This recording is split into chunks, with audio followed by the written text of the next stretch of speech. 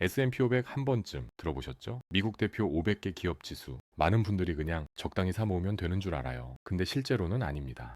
부자들은 같은 S&P 500을 전혀 다른 방식으로 사요. 그래서 수익률도 차이가 나고요. 오늘은 복잡한 이론 빼고 부자들이 실전에서 쓰는 S&P 500 매수 전략만 깔끔하게 정리해 드릴게요. 첫 번째, 타이밍입니다. 많은 분들이 그냥 매달 같은 날짜에 사요. 10일이면 10일, 25일이면 25일. 급여 들어오는 날 기계적으로 사는 거죠. 이게 나쁘진 않아요. 하지만 부자들은 여기서 한 단계 더 들어갑니다. 월초보다 월말을 선호해요. 왜냐하면 미국 시장은 월말에 기관 매수세가 몰리고 월초에 차익 실현이 나오는 패턴이 통계적으로 반복되거든요. 실제로 2010년부터 2023년까지 S&P 500 수익률 분석하면 월말 5일 구간 평균 수익률이 월초 5일보다 약 0.3% 높아요. 0.3%면 적어 보이는데 10년 복리로 쌓이면 수익률 차이가 15% 이상 벌어집니다. 그래서 부자들은 급여 날이 아니라 매월 마지막 주에 집중 매수하는 경향이 있어요. 두 번째는 변동성 활용입니다. 시장이 흔들릴 때 일반인들은 멈춰요. 뉴스 보면서 불안해하고 매수를 잠시 멈추죠. 근데 부자들은 반대로 움직입니다. 픽스 지수라고 들어보셨나요? 변동성 지수인데요. 공포 지수라고도 불려요. 이게 20 이상 올라가면 시장이 불안하다는 신호거든요. 이때 부자들은 오히려 매수량을 늘립니다. 2020년 3월 코로나 때 빅스가 80 찍었을 때 많은 사람들이 매도했어요. 그런데 그때 S&P 500 추가 매수한 사람들은 1년 만에 70% 수익 냈죠. 2022년 금리 인상 공포 때도 빅스 30 넘어갈 때마다 분할 매수 들어간 사람들이 2023년 반등장에서 큰 차익 봤습니다. 그래서 부자들은 평상시엔 기본 금액 사고 빅스 25 넘으면 매수량 1.5배에서 2배 늘려요. 세 번째는 환율 전략이에요. S&P 500은 달러 자산이니까 환율이 정말 중요하죠. 보통 사람들은 환율 신경 안 쓰고 그냥 그날 사요. 1,300원이든 1,400원이든 별 생각 없이 매수하는 거죠. 근데 부자들은 달라요. 환율 1,350원 넘어가면 매수를 줄이거나 멈춥니다. 그리고 1,250원 아래로 내려가면 적극적으로 사들여요. 2022년 환율 1,400원 넘었을 때 많은 사람들이 미국 주식 계속 샀는데 2023년 환율 떨어지면서 주가는 올라도 원화 수익률은 생각보다 안 나온 경우 많았어요. 반대로 2020년 환율 1,100원대 때 공격적으로 매수한 사람들은 환차익까지 챙기면서 수익률이 20% 이상 더 높았죠. 그래서 부자들은 환율 구간을 정해놓고 1300권 기준으로 위아래 전략을 다르게 가져갑니다. 네 번째, 레버리지 ETF 활용이에요. 이건 조금 공격적인 방법인데요. 젊은 부자들이 많이 씁니다. S&P 500에 2배 레버리지 걸린 ITF들이 있거든요. SSO, SPXL 같은 거요. 이건 하루 변동폭이 S&P 500의 2배 또는 3배예요. 위험하지만 올라갈 땐 빠르죠.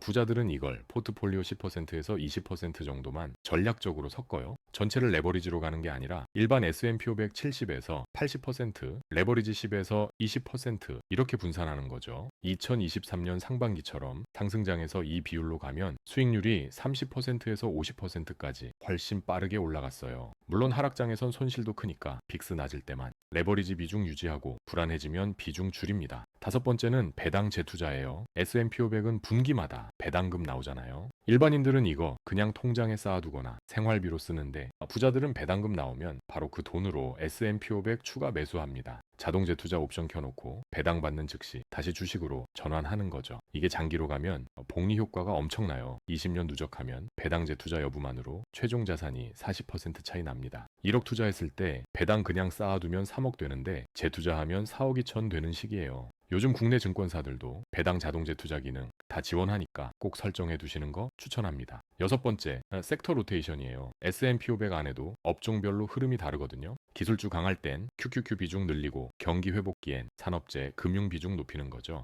부자들은 S&P 500 기본으로 깔고 그 위에 섹터 ETF를 10에서 15% 정도 더 섞어요. 2023년엔 기술주가 강했으니까 QQQ나 XLK 같은 기술 섹터 ITF 비중 늘린 사람들이 수익률 훨씬 높았죠. 2024년엔 금리 안정되면서 금융주나 소비자의 쪽도 반등 신호 나오고 있어서 섹터 분산 전략 쓰는 사람 많아요. 일곱 번째는 세금 최적화예요. 해외 주식은 수익 나면 양도소득세 내야 하잖아요. 250만 원 넘는 수익엔 22% 세금 붙는데 부자들은 이걸 최소화하려고 계좌를 나누어서 관리해요. 예를 들어 가족명의 여러 계좌로 쪼개서 각각 연 250만 원 공제받는 거죠. 배우자, 자녀 계좌 합치면 한 가구에서 연 1,000만 원 수익까지 세금 없이 실현 가능해요. 그리고 손실난 종목 있으면 12월 안에 손절해서 수익난 종목이랑 상계하고 세금 줄이는 전략도 씁니다. 여덟 번째, 달러 현금 비중이에요. S&P 500만 100% 사는 게 아니라 달러 현금을 일부 남겨놔요. 보통 포트폴리오의 10%에서 20% 정도를 달러 예금이나 MMF로 보유합니다. 왜냐하면 폭락장 왔을 때 바로 추가 매수할 수 있고 환율 급등하면 환차익도 챙길 수 있거든요. 2020년 3월처럼 시장 급락할 때 현금 없으면 기회 못 잡아요. 그때 달러 현금 가지고 있던 사람들이 저점에서 대량 매수하고 1년 만에 자산 2배 만든 경우 많았죠. 그래서 부자들은 항상 여유 자금을 달러로 일부 보유하면서 기회 왔을 때 빠르게 움직입니다. 아홉 번째는 리밸런싱이에요. S&P 500 사 모으는 건 좋은데 계속 사기만 하면 안 돼요. 1년에 한두 번은 포트폴리오 점검하고 비중 조정해야 합니다. 예를 들어 S&P 500이 너무 올라서 비중이 90% 되면 일부 매도해서 현금이나 채권으로 옮기는 거죠. 그리고 다시 떨어지면 그 현금으로 저점 매수하고 이렇게 순환하는 게 장기 수익률 높이는 비결이에요.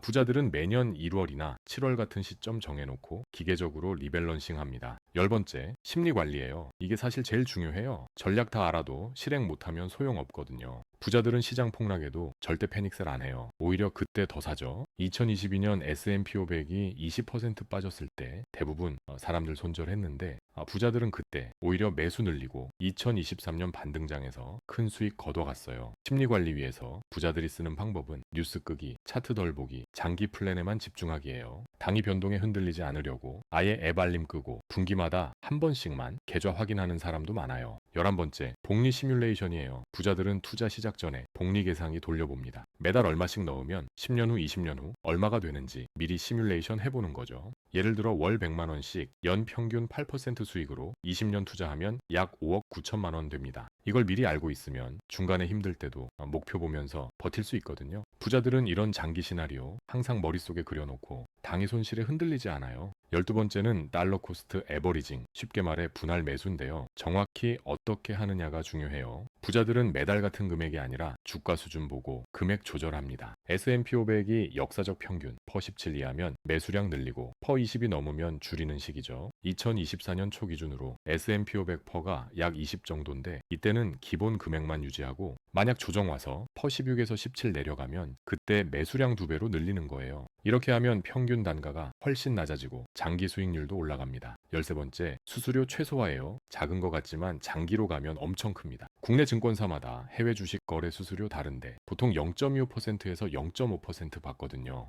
부자들은 이벤트 기간 활용하거나 수수료 제일 낮은 증권사 찾아서 거기서만 거래해요. 요즘은 해외 주식 수수료 평생 무료 이벤트 하는 곳도 있으니까 꼭 비교해보시고 옮기는 것도 전략입니다. 14번째는 공부예요. 부자들은 투자하면서 계속 배워요. 미국 경제지표, 금리 동향, 연준 회의록 이런 거 정기적으로 체크하고 S&P 500 구성 종목, 상위 10개 기업 실적도 분기마다 확인합니다. 애플, 마이크로소프트, 엔비디아 이런 기업들 실적이 S&P 500 전체를 좌우하니까요. 그래서 개별 기업 뉴스도 가볍게라도 팔로우하면서 시장 흐름 읽는 감각 키워요. 15번째, 목표 설정이에요. 막연히 모으기만 하면 중간에 지쳐요. 부자들은 명확한 목표 있어요. 5년 후 1억, 10년 후 3억, 20년 후 은퇴 자금 10억 이런 식으로 단계별로 세워놓죠. 그리고 그 목표 달성하면 본인한테 작은 보상도 해요. 여행 가거나 갖고 싶던 거 샀거나. 이렇게 하면 투자가 재미있어지고 동기부여도 계속 생기거든요. 16번째는 세대 전략이에요. 부자들은 본인 세대만 생각 안 해요. 자녀 증여까지 계획에 넣습니다. 미성년 자녀 명의로 계좌 만들어서 10년간 2천만 원 증여 공제 활용하고 그 돈으로 S&P 500 사 모으면 자녀 성인 될 때쯤 목돈 만들어지죠. 2024년 기준 만 19세 자녀에게 10년간 매년 200만 원씩 증여하면 세금 없이 2천만 원 넘길 수 있고 그걸로 S&P 500 사면 자녀가 30살 될 때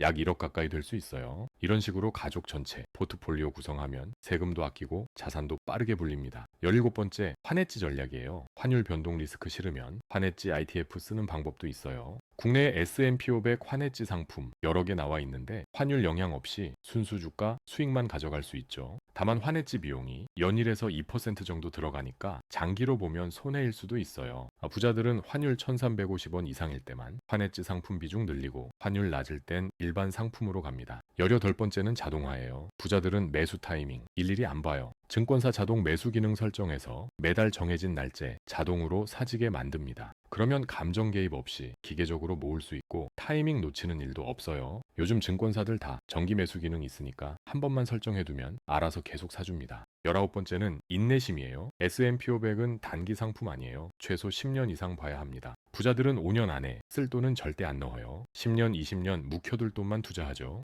실제로 S&P 500 10년 보유 시 역사적으로 손실 확률 거의 0%예요. 1년 보유면 손실 가능성 30% 되지만 10년 넘기면 항상 플러스였거든요. 그래서 장기 관점이 핵심입니다. 20번째는 정보 출처예요. 부자들은 정보 얻을 때 출처 확실한 데만 봐요. 유튜브나 커뮤니티 정보는 참고만 하고 실제 투자 결정은 공식 자료 보고 내립니다. 연준 FOMC 의사록, 미국 고용지표, GDP 발표, S&P 500 기업 실적 발표 이런 1차 자료 위주로 보죠. 그리고 불필요한 뉴스는 아예 안 봐요. 단기 잡음에 흔들리지 않으려고요. 자, 여기까지가 부자들이 실제로 쓰는 S&P 500 매수 전략 20가지였습니다. 정리하면 이렇습니다. 타이밍은 월말, 변동성 높을 때 더 사고, 환율 1300원 기준 조절, 레버리지는 소량만, 배당은 무조건 재투자, 섹터 로테이션 활용하고, 세금은 최소화, 달러 현금 일부 보유, 1년에 한두 번 리밸런싱, 심리관리 철저히 하고, 복리계산 머릿속에 그리기, 퍼보면서 분할 매수, 수수료 낮은 증권사 쓰고, 꾸준히 공부하고, 명확한 목표 세우기, 자녀 증여 활용하고, 환해지는 상황 보고, 결정, 자동 매수 설정해두고, 최소 10년 이상 인내심, 그리고 정보는 공식 출처만 신뢰하기, 이 원칙들만 지켜도 평범한 투자자도 부자 전략 따라갈 수 있어요. 물론 한 번에 다 실행하긴 어렵죠. 하나씩 본인 상황에 맞게 적용해 보시면 됩니다. 여러분은 이 중에서 어떤 전략이 가장 와닿으세요? 댓글로 의견 나눠주시면 감사하겠습니다. 오늘 영상 도움 되셨다면 좋아요와 구독 부탁드리고요. 다음에도 실전 투자 전략으로 찾아뵙겠습니다. 지금까지 여러분의 자산 성장을 응원하는 영상이었습니다.